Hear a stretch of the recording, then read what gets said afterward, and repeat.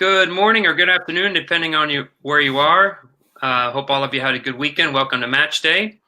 And today,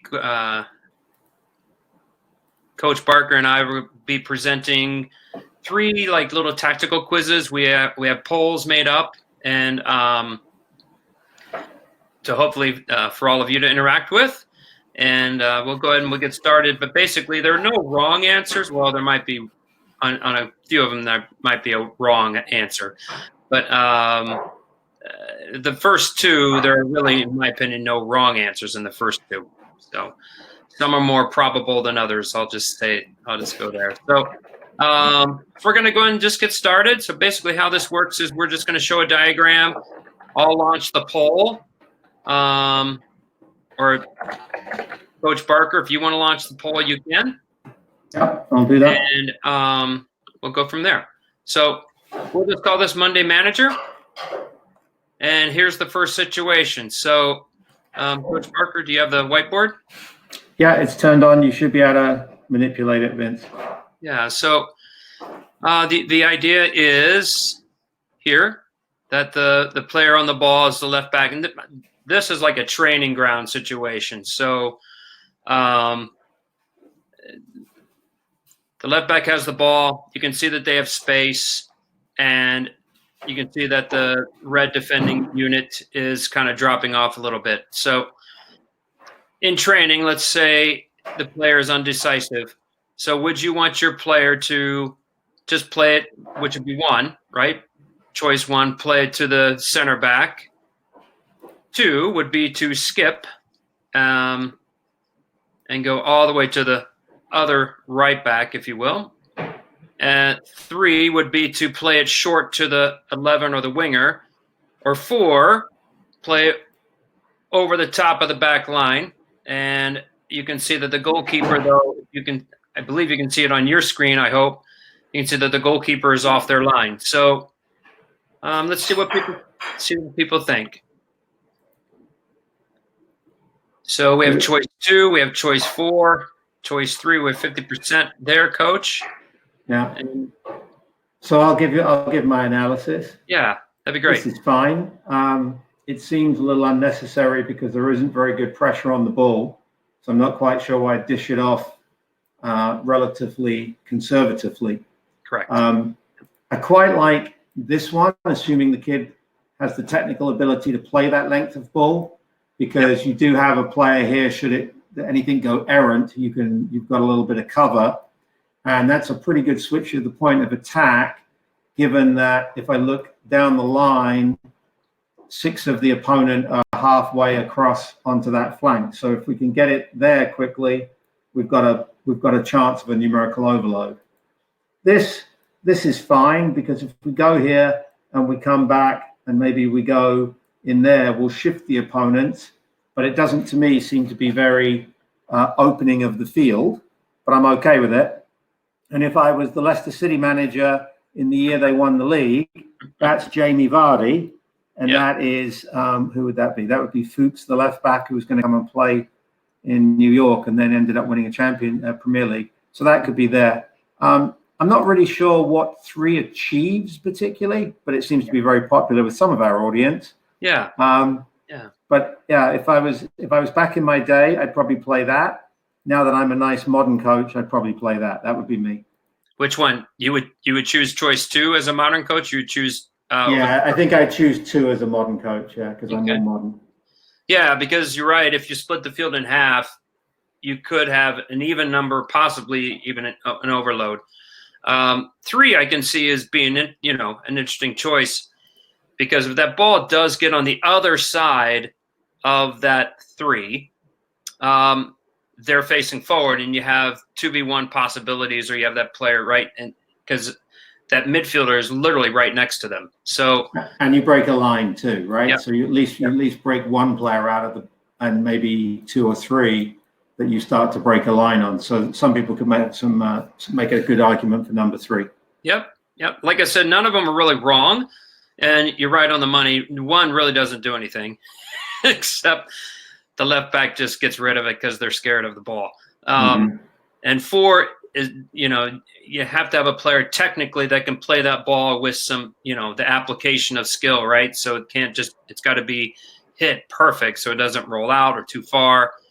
Well, it's a heck of it's a heck of a pass if it's outside of the right foot. So you've got to have a left back with the left foot to play that. And how many of us at the grassroots youth level, even high school and college, always have left backs with left feet? But there you go. Yep. No, you're right. So, all right. Well, let's move on to the next one. Okay. Barry Lynch is asking me if it would differ with gender. God, Barry. Barry's trying to give us controversy, I think.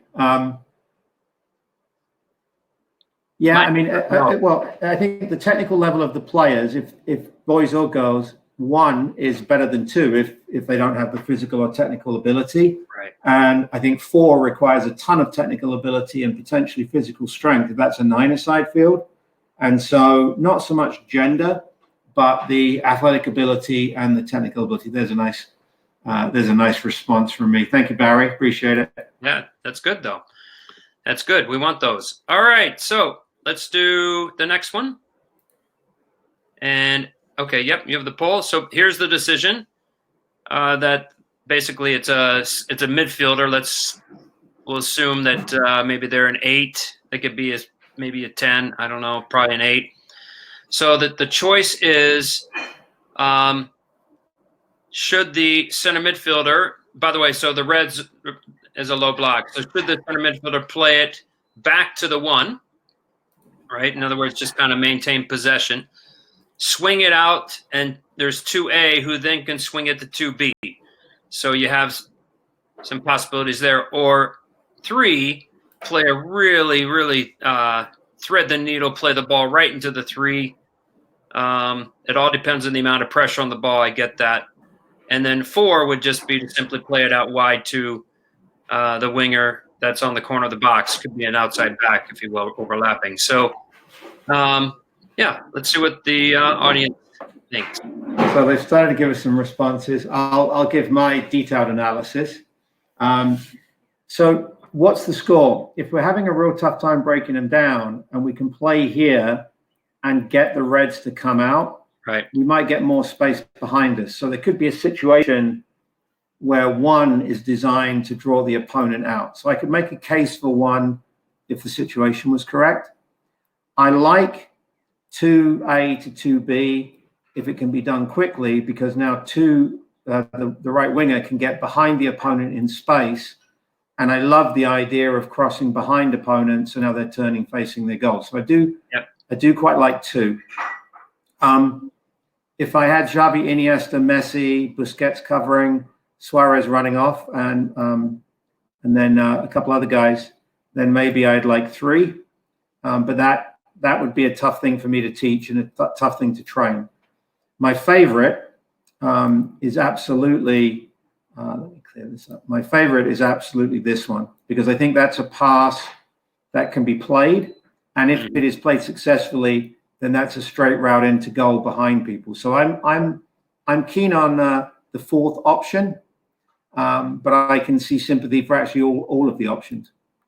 Yeah, me too. Like I said, this is we show this one in our advanced national when we do principles of play and we talk about decision making and all that. And none of them are wrong, really. You can make a case for all of them. And your point about the score, what time is it in the match, right? Do you want to maybe keep possession for a little bit, or do you play the ball forward? So basically, what I tried to do there was, it's a little bit like the goal that opposite side though in 1970 the World Cup that Carlos Alberto scored. It was just the opposite side, right? He came bombing on and he scored against the Italians. So all I did is I just took that scene and I just kind of flipped it, right? Just so people wouldn't. Well, and also if the option 4, and even to some extent the striker here, the presence of this player, if they have all got the red team's attention in some capacity,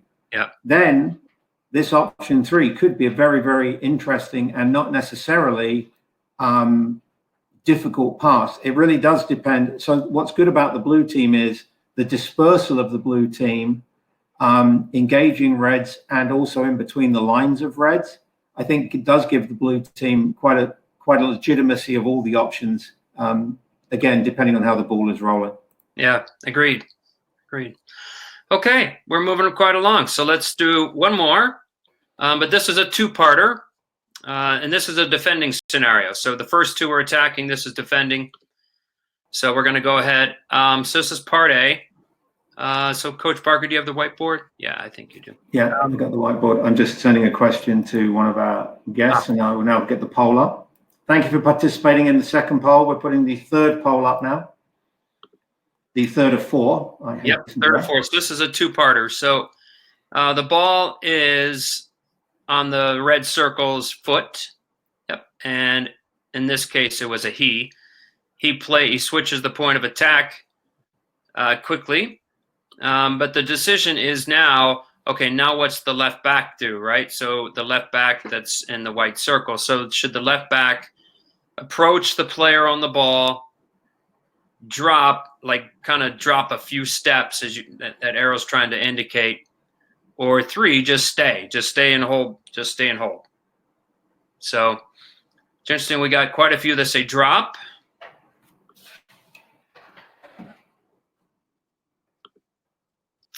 A lot of you say, yep, go pressure the ball, go approach the player on the ball. And no one's saying really stay. So that's pretty good. Somebody got stay. We got one. Oh, and they're coming in now. That's good. All right. So I got some analysis. One of the things I would look at is the fact that the red player, when he or she receives it, doesn't have much going on in the box. So that would be an impact for me. So given that I've got this guy and this guy covering me, I feel like I can commit to the ball. And then I would observe the principle of defending that says make up ground as the ball is traveling. So while that ball is in the air, I would try as best I could to confront the player, but obviously slowing into the approach so I don't overly commit myself, because I do have space behind me, but I would be expecting a little bit of cover here. So for me, it's approach the player on the ball, but it's based on the length of this service and the fact I have cover here. And then the trick would be to get close enough to deny penetration, but not overcommit, because I don't think I want him flying in here. I want him to get steady. That's my opinion. Yeah. And Paul on the other end asked the question, is the left back tall and good at winning the ball in the air? So I don't know what Paul is thinking, but I'm guessing is that as that ball is being played in the air, could that left back maybe go win the ball in the air and head it, right? I'm guessing that's his question. I could be wrong. And then Barry said, would force the player's touch, making it predictable. Yes, one would. Yeah, absolutely. So one, approach the ball. By the way, I'm going to show you the result of this actual scenario in a couple slides. So this was part A. So the change of point of attack, plays it to the opposite side. As the ball is getting there. Yep, as the ball is getting there. And then all of a sudden, and by the way, I try to do the best I can with the triangles. Blue is kind of in transition. If you can see, all the blue triangles are like forward, right? They're really pushed forward. So it's almost like they're out of balance here and in a transitional moment. So we'll go ahead and go to part B. So now the player has the ball, right? He's clearly, he or she, in this case, it was a he. It was, I'll give it away a little bit. It was the 1983 FA Cup. And for those from the archives. So some of you weren't even on this, maybe weren't even born then. But so there's pressure on the ball.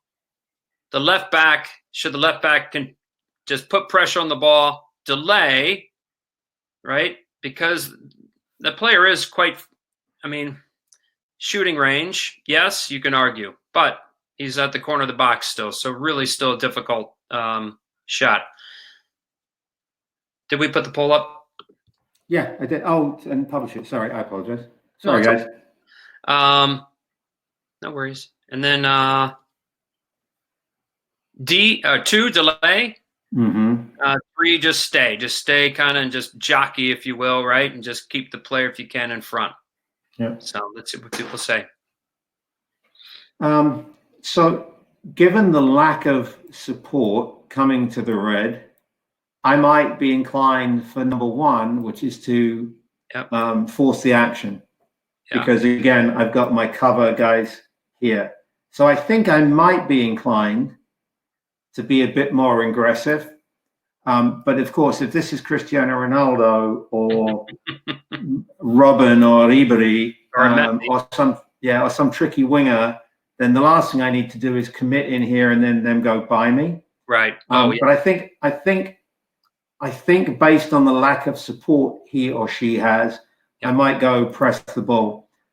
Delay would make sense to allow cover to come across. Yep. What I don't want to do is, personally, I don't want to just get stuck with my feet in the mud. I don't want to do number 3 because I feel like I give up all of the initiative to the opponent. And I would rather be proactive in my defending than reactive. No, I mean, there's, like I said, there's cases for all 3, but for me, and by the way, the poll, no one chose choice 3, which is really like what you mentioned, stay and just kind of, the unintended consequences. Now you can't move, you're paralyzed, right? So, so 1, pressure the ball.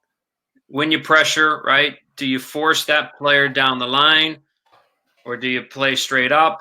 That depends. And then, or just delay, right? And then rely on maybe your center backs or your other backs to come over and cover. So let's see. We got Joe in Indiana. Good. Awesome. Fellow Hoosier. So that's awesome. So, all right. So here is the actual result. I did screenshots. I did 3 of them. And we'll just kind of talk about it. So here he is, Ray Wilkins. He gets the ball. It's against Brighton. Sorry, Brighton fans. You can see the goalkeeper is pretty high. And you can see if we go back, it kind of matches this scenario, right? So he did go to approach. Yep, his feet are all right, not bad. Wilkins is kind of turned, towards the center of the field. Looks like maybe he's going to invite him down the line.